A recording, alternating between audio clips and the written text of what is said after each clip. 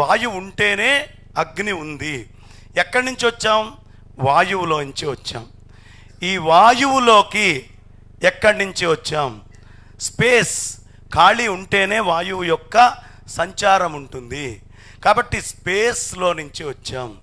ఈ స్పేస్లో నుంచి వచ్చినటువంటి మనము ఇప్పటికీ చాలామంది నాస్తికులు అంటారు, అన్నీ కనుక్కున్న తర్వాత మీరు చెప్తుంటారండి, కనుక్కోకముందు మాకేది మీరు చెప్పరే, మేము కనుక్కున్నాక ఇది మా వేదంలో ఉంది అంటారు. అయ్యా, మీ ఫార్ములాస్లో ఎప్పుడు ఎక్కడ స్పేస్ని మెన్షన్ చెయ్యరు.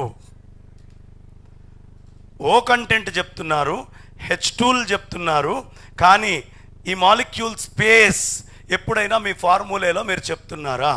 అది కూడా చాలా ప్రధానము అని వేదం మనకి చాలా ప్రత్యేకంగా ఫార్ములాని కూడా చెప్తోంది. అది ఏమిటి స్పేస్ అంటే, పంచదార వేశాను నీళ్ళల్లో, కాసేపు అయిన తర్వాత ఆ పంచదార కరగడం ఆగిపోయింది. ఆగిపోయింది ఎందుకు అంటే శాచురేషన్ వచ్చిందండి అంటాడు. Saturation is nothing but space. ఇంకొంచెం వేడి పెడితే సూపర్ శాచురేట్ అయింది అంటాడు. అంటే ఈ స్పేస్ ఏమిటి, ఎంత అనేది ఎక్కడ ఫార్ములేలో మనం చూపించట్లేదు, కానీ అది కూడా చూపించాలి. అది ఈ సృష్టి క్రమంలో స్పేస్ యొక్క ప్రాధాన్యత చాలా ఉంది అని ఈ ఫార్ములాలో ఇప్పుడు వేద మంత్రం చెప్తాను నేను, ఇది ఎక్కడి నుంచి వచ్చింది అనేది. దీంట్లో స్పేస్ యొక్క ప్రాధాన్యత చెప్పుకొస్తారు. అక్కడ ఈ స్పేస్ ఎక్కడి నుంచి వచ్చింది అంటే పరమాత్మ నుంచి వచ్చిందండి. అది నిర్గుణ నిరాకారమైంది. తస్మాద్వా ఏతస్మాద్ ఆత్మన ఆకాశ సంభూత ఆకాశాద్వాయు వాయోరగ్ని అగ్నేరాప అద్భ్యక్ పృథివీ పృథివ్యా ఓషధయ ఓషధీభ్యోన్నం అన్నాత్ పురుష. ఇది మొత్తము సృష్టి క్రమము. ఈ సృష్టిలో మొట్టమొదట వచ్చింది వేదం.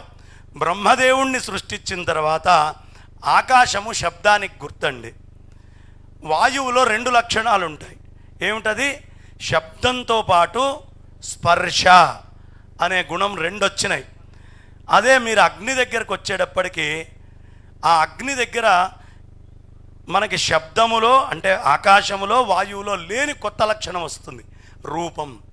అంతకుముందు ఆకాశాన్ని చూసిన వాడెవడు లేడు, వాయువుని చూసిన వాడెవడు లేడు, కానీ ఈ రెండిటి యొక్క సమ్మిళనమైనటువంటి రూపాన్ని అగ్నిలో చూస్తున్నాము. శబ్ద స్పర్శ రూపాలు ఇవి 3. ఇక 4వదైన జలం. జలంలోకి వచ్చేటప్పటికి పైన ఉన్న 3 లేనిది కొత్తది ఒకటి వస్తుంది. అదేమిటి?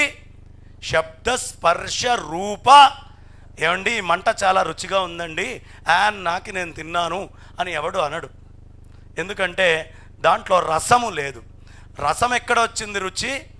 అది జలం దగ్గరకు వచ్చేటప్పటికి రుచి వచ్చింది. ఈ జలము నుంచి భూమికి వచ్చేటప్పటికి 5 తత్వాలు కనిపించినాయి. ఇది మొత్తం స్పష్టంగా మనకు ఉపనిషత్తుల్లో చాలా విశేషంగా చెప్పబడ్డది.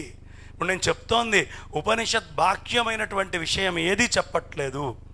కాబట్టి ఈ ఉపనిషత్తుల్లో ఎక్కడి నుంచి వచ్చింది? మరి భూమికి ఉన్న 5 తత్వాలు ఏమిటి అంటే, భూమిలో శబ్దం ఉందండి, భూమి లోపల స్పర్శ ఉంది, భూమి లోపల భూమికి రూపము ఉందండి, భూమికి రుచి కూడా ఉంది. అదేవిధంగా నీళ్ళకి లేనిది ఏమిటి? వాటర్ హ్యాస్ నో ఆర్డర్, వాసన లేదు.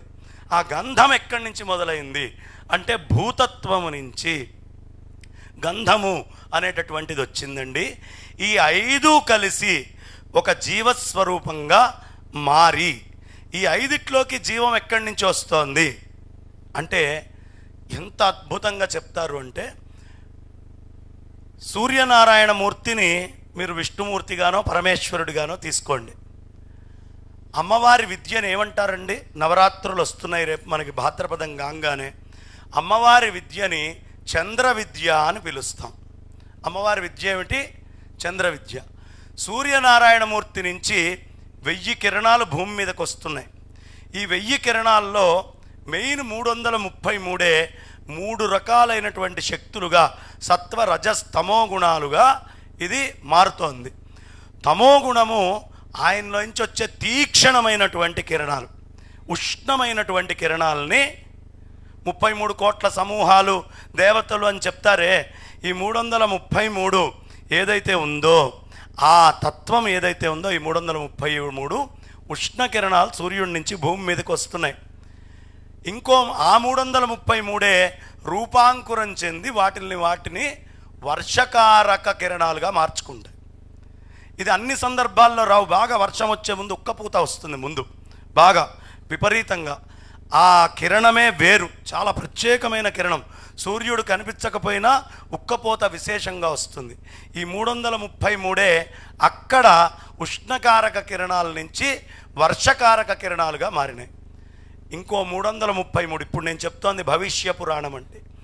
అందులో స్పష్టంగా సూర్యనారాయణమూర్తి గురించి చెప్పేటప్పుడు ఉంటుంది.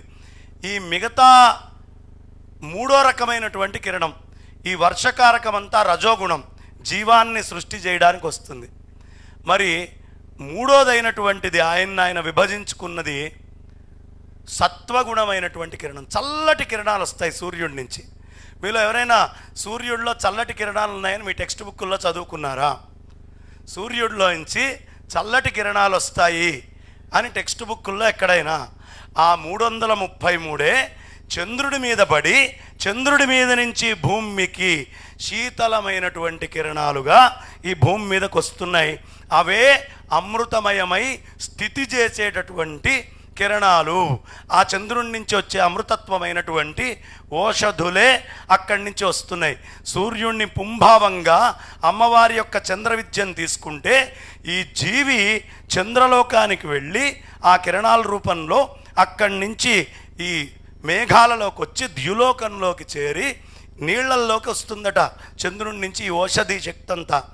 ఈ జీవము చెట్టులో వెళ్ళి, చెట్టులో ఫోటోసింథసిస్ ఇదే కదా, ఆకాశము, వాయువు, అగ్ని, జలము, పృథివీ, వీటన్నిటినీ తీసుకొని ఫోటోసింథసిస్ ఫామ్ మొత్తము తీసుకొని చెట్టులో ఈ జీవుడు వస్తున్నాడు. ఇక్కడ వాడికి ఒక్కొక్క గుణము కూడా ఆపాదించబడుతున్నాయి. మనం వినగలుగుతున్నాం ఈ జీవులమందరం. కాబట్టి వాళ్ళలాగా జీవికి ఆత్మ ఉండదు, వేరే పశువులకి ఆత్మ ఉండదు అనేది అజ్ఞానం. జీవి ఏదైనా చెట్టు దగ్గరే మార్చబడుతుంది.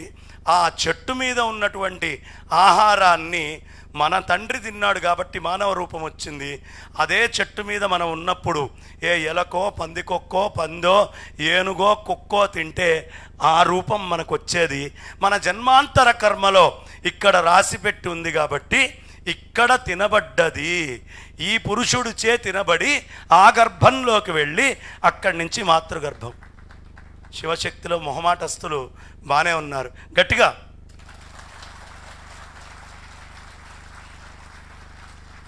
ఆ విధంగా ఈ జీవి ఒక్కొక్క గుణాన్ని తెచ్చుకున్నాడు. ఇప్పుడు ఏం చెప్తున్నారండి? పరమాత్మే ఆయన అలా ఉన్నప్పుడు ఆయన పరమాత్మ అయితే ఆవిడ పరమేష్ఠి. ఆ శక్తి ఆకాశం కింద మారింది. మారినప్పుడు ఆ ఆకాశతత్వం బ్రహ్మమైతే అందులో ఉండేటటువంటి పొటెన్షియల్ ఎనర్జీ అంతా కూడా నా పరాశక్తి. అది ఇంకొంచెం రూపాంకురం చెందింది. అక్కడికి వచ్చేటప్పటికి దాంట్లో ఇంకొంచెం ఎడిషన్స్ చేరి వాయువులో ఉండే ఎనర్జీ వేరు అన్నారు. అమ్మవారు ఎప్పుడు రూపాంకురం చెంది అవతారాలు ఎత్తుతూ ఉంటుంది. ఈ ఎత్తేటటువంటి అవతారాలలో ఆ రెండో అవతారం ఏమిటి అంటే అది వాయువులోకి వెళ్ళేటప్పటికీ నా తల్లి శబ్దముతో పాటు స్పర్శని తెచ్చి కైనటిక్ ఎనర్జీ కింద మారింది. అక్కడి నుంచి మూడోదైనటువంటి అగ్నితత్వం వచ్చేటప్పటికి అనుపాయని, ఎప్పుడు పరమాత్మ కంటే భిన్నంగా ఆ పరాశక్తి ఉండదు. శక్తి ఆయన అభిన్నం, కానీ సృష్టి రచనకి ఇవి రెండూ భిన్నంగా గోచరించినప్పటికీ సముద్రంలోంచి అల వస్తే అబ్బబ్బా అల బాగుందని మనం ఆనందంగా అలని చూస్తాం. కానీ సముద్రానికి అలకి తేడా ఏంటండి అంటే ఎవడు చెప్తాడు? సముద్రమే అల, అలే సముద్రం. అందులో ఒక వికారం కనిపించింది కాబట్టి వికారాన్ని మాత్రమే దర్శించేటటువంటి వాడు శక్తి దాకా వెళ్తారు. ఆ శక్తిని ఆత్మస్థితికి తీసుకురావడం అనే బ్రహ్మతత్వాన్ని ఎలా తెలుసుకోవాలి అనేది ఉపనిషత్తులు. ఈ సృష్టిలో జీవుడు బ్రహ్మం ఎలా అవ్వాలి అంటే పరమాత్మ నుంచి ఏమాత్రం విచ్ఛిన్నం కాకుండా ఎలా అయితే. ఏమండి, శంకరాచార్యుల వారి దగ్గరికి కొంతమంది వచ్చారు. ఏమండి, విత్తనంలో చెట్టు ఉందా అని అడిగారు. విత్తనంలో చెట్టు ఉంటుందా అండి? ఉందా? ఉంటే చూపించండి అని అడుగుతాడు వెంటనే. ఏం చూపిస్తారు? చూపించలేం. విత్తనంలో చెట్టు లేదా? లేదు అంటావా? లేనిది కొత్తగా వచ్చే అవకాశం లేదే, ఆ అవకాశమే లేదే. కాబట్టి ఆరంభవాదము, పరిణామవాదము ఈ రెండు కూడా కాదయ్యా, వివర్తవాదము అని చెప్పారు శంకర్లు. విత్తనమే చెట్టు. విత్తనంలో చెట్టు ఉందా, విత్తనంలో చెట్టు లేదా కాదు, విత్తనమే చెట్టు. అలాగే బ్రహ్మమైనటువంటి పరమాత్మే ఈ కనిపించేటటువంటి సృష్టి మొత్తము కూడా పరమాత్మ కంటే భిన్నమైంది ఏదీ లేదు. అది రూపాంకురం చెందుతూ రకరకాలుగా కనిపిస్తూ అగ్ని దగ్గరకు వచ్చేటప్పటికి థర్మల్ ఎనర్జీ కింద నా శక్తి మారింది. అక్కడి నుంచి అదే ఆ థర్మల్ ఎనర్జీనే దాహక శక్తి అంటాం మనం. అక్కడి నుంచి కిందకు వచ్చేటప్పటికి ఆ జలంలో ఉండేటటువంటిది రసశక్తి, దాన్నే మీరు హైడ్రల్ అనే పదం చెప్పారు. అక్కడి నుంచి భూమి దగ్గరకు వచ్చేటప్పటికి అయస్కాంత శక్తిగా మ్యాగ్నెటిక్ ఎనర్జీ కింద మారి ఈ ఇన్ని రకాల ఎనర్జీ తత్వాల్ని ఈ చెట్టులోకి ప్రవేశపెట్టి ఈ జీవుడికి తండ్రిలోకి వెళ్ళి అక్కడి నుంచి వచ్చింది. కాబట్టి ఎవరైనా ప్రశ్నలు అడిగితే మీ సృష్టి క్రమం ఏమిటి అంటే, మా సృష్టి అంతా ఆత్మమయం అండి, బ్రహ్మమయం. మాకు దేవుడు ఎక్కడో ఉండి ఇక్కడ ఆపరేట్ చేస్తున్నాడు అనేది లేదు.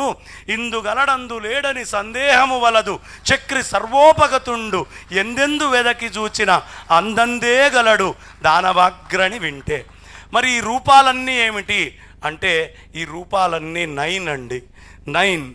ఈ రూపాన్ని మనం ఎప్పుడు బ్రహ్మతత్వాన్ని తెలుసుకున్న వాళ్ళం అవుతాం, ఆ పూర్ణము అనేటటువంటి అంకె ఏదైతే ఉందో దానితోటి ఈ అవతారాన్ని, ఈ రూపాలని అన్నిటినీ బ్రహ్మవస్తువు అని గుణించుకుంటూ వెళ్ళిపోతే, లేదు మనం ఆ బ్రహ్మవస్తువుగా దర్శిస్తే బ్రహ్మమే అయిపోతుంది 9 కూడా. కాబట్టి అందరికీ ఏమి తెలియాలి అంటే, పరమాత్మ అంతటా ఉన్నాడు, అణోరణీయాన్ మహతో మహీయాన్. అన్నిటి యందు ఈ ఆత్మతత్వాన్ని, ఈ నిర్గుణ నిరాకారమైనటువంటి బ్రహ్మతత్వాన్ని మనం ఇచ్చేయాలి. 2 ఆకులు ఇచ్చాం, తమలపాకులు బయట ఉన్నాయి. ఎన్ని ఆకులు ఉన్నాయి? 2 ఉన్నాయి. ఆ 2 నేను తిన్నా. ఇప్పుడు తమలపాకులు ఉన్నాయా లేవా? తమలపాకులు ఉన్నాయా లేవా? లేవు అనేటటువంటిది 0 అని మీరు చెప్తున్నారు. కానీ తమలపాకులు మన శరీరంలోకి వెళ్ళి రూపాంకురం చెందిన ఎక్కడికి పోలా, లోపలే ఉన్నాయి, మళ్ళీ ఇంకో రూపంలో బయటికి వెళ్తాయి. కాబట్టి తమలపాకు అనేటటువంటి రూపానికి ఉండడము పోవడము, నామానికి ఉండడము పోవడము ఉంది, కానీ పదార్థము ఉండడము పోవడము అనేది ఎప్పుడూ లేదు. ఇది నిజమైనటువంటి సనాతన వైదిక ధర్మంలో ఉన్నటువంటి అద్భుతమైన సృష్టి రహస్యం. ఉన్న సమయానికి కుదించాలి కాబట్టి చాలా వేగంగా దీన్ని కుదించుకుంటూ తెచ్చాను. ఇక మనకు ఉండాల్సినటువంటి ఈ ధర్మ పరిరక్షణకి మనం చేయాల్సినటువంటి పనేమిటి అంటే, విద్యారణ్యుల వారి చరిత్ర ఒక్క 7 నిమిషాల్లో నేను ముగిస్తాను. ఈ విద్యారణ్యుల వారి చరిత్ర మనకు అర్థమవుతే ధర్మ పరిరక్షణ ఎలా చేయాలి.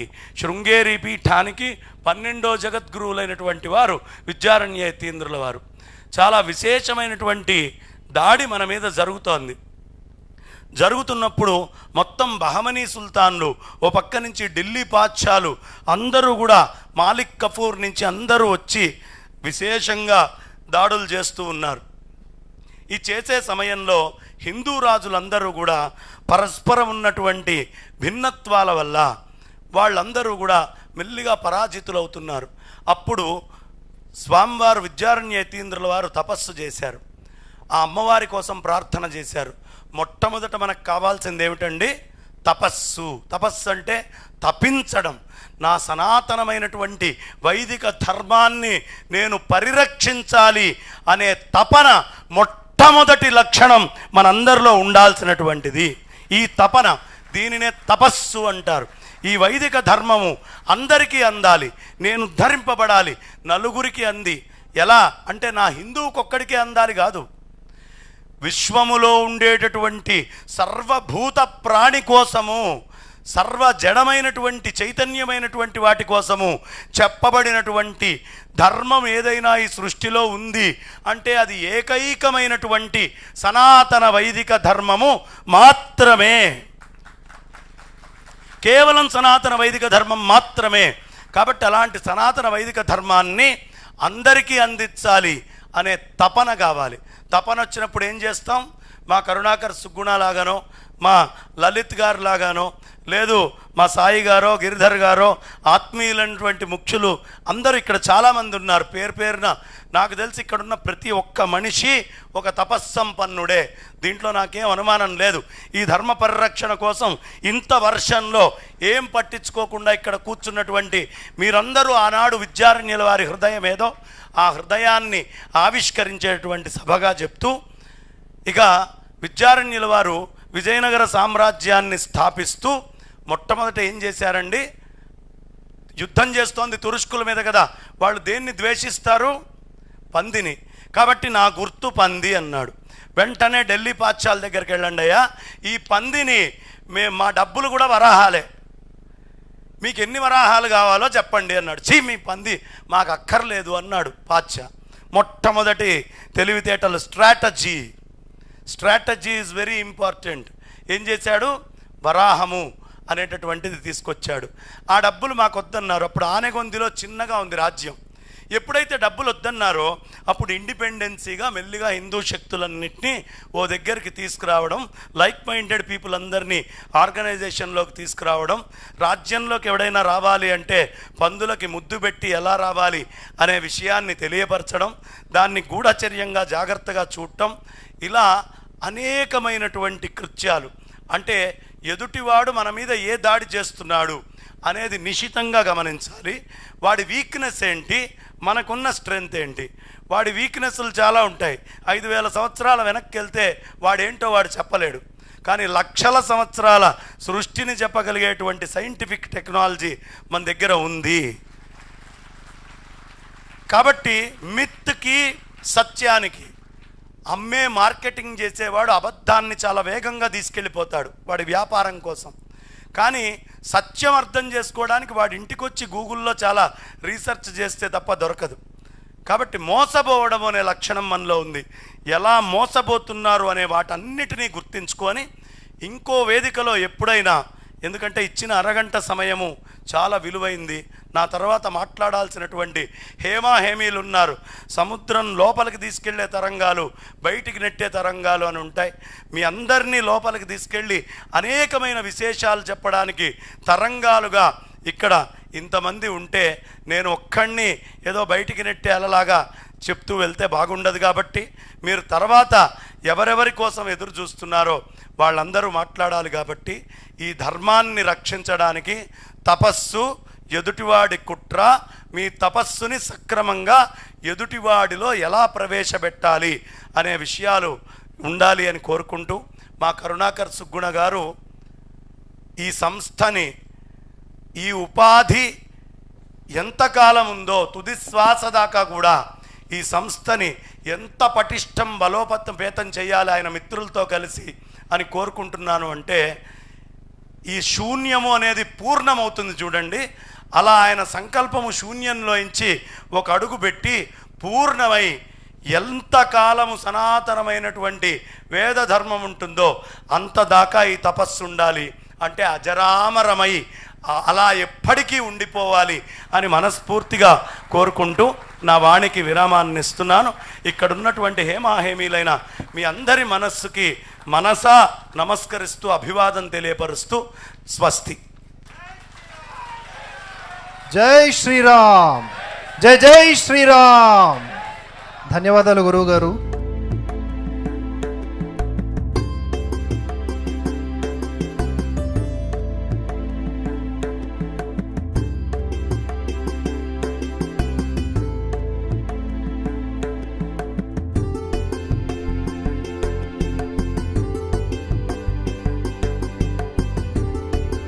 అమ్మా, ఈ సన్మానం ఇక్కడ నాకు కాదు, ఇవాళ కావాల్సింది మనందరికీ చక్కగా స్ఫూర్తిగా ఉంటూ ఈ ధర్మాన్ని ముందరికి తీసుకెళ్తున్న కరుణాకర్. కాబట్టి నా ప్రతినిధిగా, అంటే ఆయనకు చేస్తే నాకే చేసినట్టుగా ఏ బ్రహ్మ వస్తువుని అంతా చూడాలి అని చెప్తారో అలా నన్ను ఆయనలో చూసుకుంటూ ఆయనకి చేస్తే నాకు చేసినట్టుగా భావిస్తున్నా. గట్టిగా ఒకసారి అందరూ లేచి నిల్చొని కరతాళ ధ్వనులు. మీరు శాల్వా తోటి సత్కరించారు. కాదు కూర్చోండి. కలిసి వేద్దాం. పిలిచింది మిమ్మల్ని కాబట్టి గట్టిగా అమ్మా. అయ్యో